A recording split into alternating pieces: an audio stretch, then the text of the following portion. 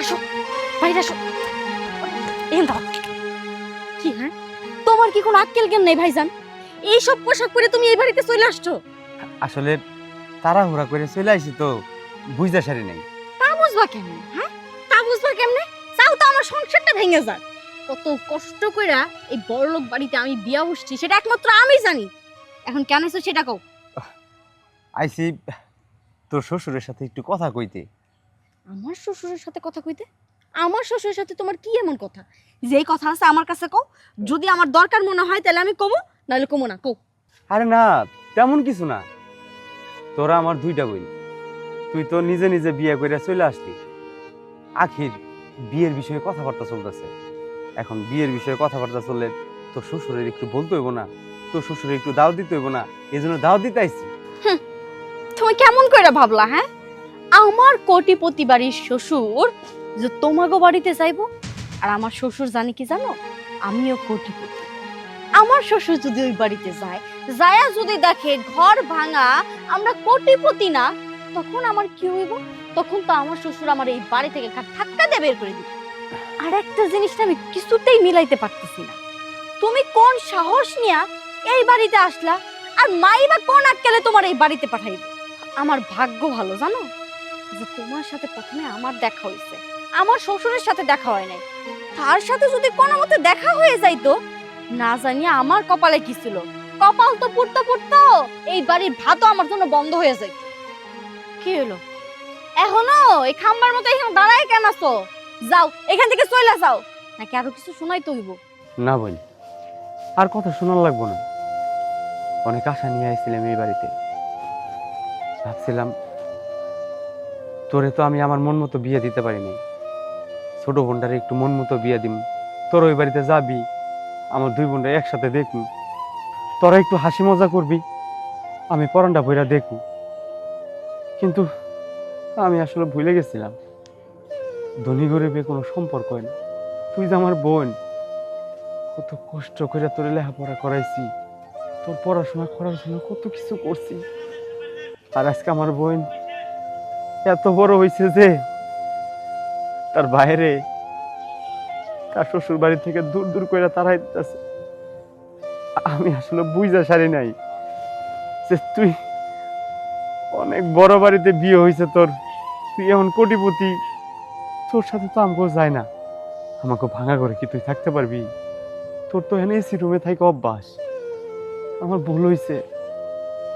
আসলে কি, গরিব মানুষের না আশা করা ঠিক না। বোন, আমি তোর বাড়িতে আসছি, এটা আমার অনেক অন্যায় হয়েছে। আমি তোর কথা দিতেছি, আজকের পরে আর কোনোদিন তোর এই বাড়িতে আমি আমো না।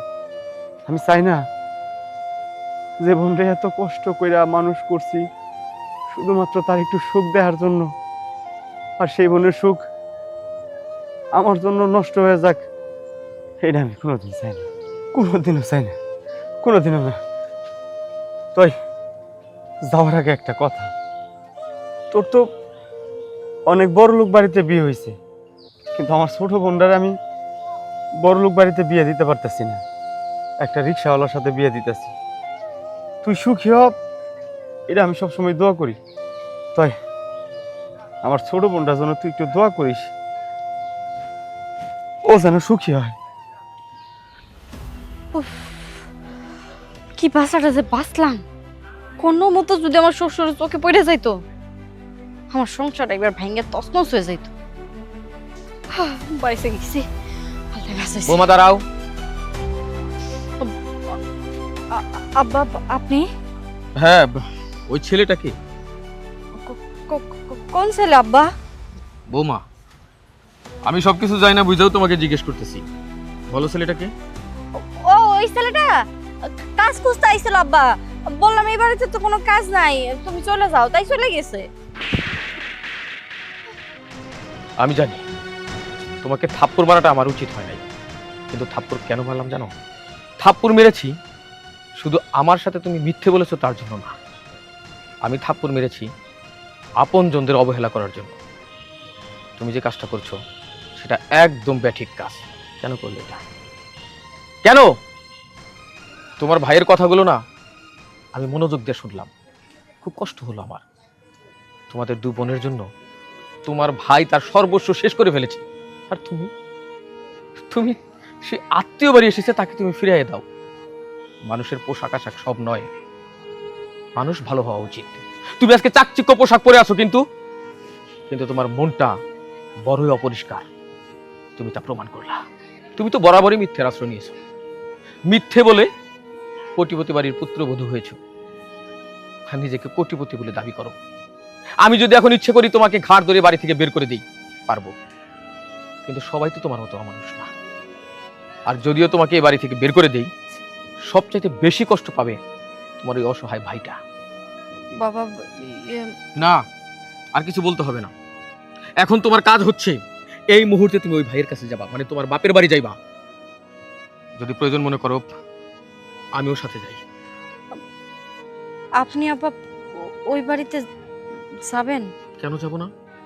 একজন ভালো মানুষ কষ্ট পাবে, আমি সেখানে যাব না? তুমি আমাকে এত খারাপ মনে করো কেন? তুমি মনে করতেছো তোমাদের ভাঙ্গা ঘর, ভাঙ্গা বাড়ি, এসব দেখে আমি কি বলবো? না, তোমাদের বাড়ি ঘর ভাঙ্গা থাকতে পারে, কিন্তু তোমারও ভাইয়ের মনটা ভাঙা না, তোমাদের বাড়ির লোকজনের মনটা ভাঙা না। আমি তাদের কাছে যাচ্ছি, তোমাদের বাড়ি ঘর দেখতে নয়। চলো। আব্বা আমি কখনো ভাবি নাই আপনি সবকিছু এমন সহজভাবে নেবেন, আপনি সবকিছু এমন সহজভাবে মানবেন।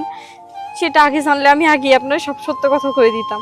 কিন্তু আব্বা একটা সত্যি কথা, আমার বোনের প্রতি, মায়ের প্রতি, ভাইয়ের প্রতি আমার ভালোবাসার কোনো কমতি নাই। আমি তাকে অনেক ভালোবাসি। শুধুমাত্র আমার সংসারের কথা চিন্তা কইরা আমি আমার ভাইয়ের সাথে খারাপ ব্যবহার করছি। হ্যাঁ, এসব আমি বুঝতে পেরেছি। তবে যে ভাইয়ের সাথে তুমি খারাপ ব্যবহার করেছো, তার মনে কষ্ট দিয়েছো, তুমি তার কাছে ক্ষমা চাইবে। ঠিক আছে আব্বা, চলেন। চলো মা।